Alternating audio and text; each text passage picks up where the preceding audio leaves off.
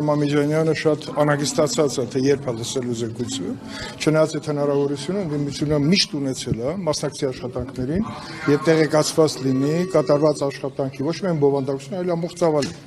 Բայց քանի որ իրենք որոշեցին չմասնակցեն եւ հիմա անհապեր սպասում են զեկույցին, ես կասեմ օրը դա կլինի սեպտեմբերի 27-ին հետևող լիագումար նիստի առաջին կամ երկրորդ օրը։ Դա նշանակում է, որ աշնանային նստաշրջան է, որը կսկսվի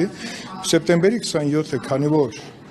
շաբաթ օր է, իսկ ամսի 30-ը կսկսվի լիագումար նիստը, կամ 30-ին, կամ դրա հաջորդող օրը լիագումար նիստում ազգային ժողովի նախագահը կներառի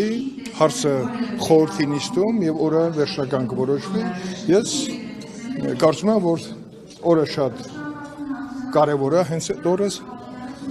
ներկայացվի եւ այդ օրը կներկայացվի լիագումար նիստի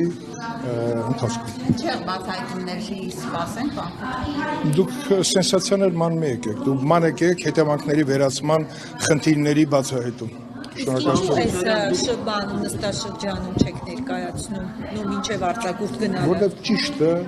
սեպտեմբերի 27-ից հետո համ սիմվոլիկ օր է, համ ճիշտ օր է, ավել ընդհանրապես կրքերը շատ հանգստացած կլինեն բոլոր առումներով քաղաքական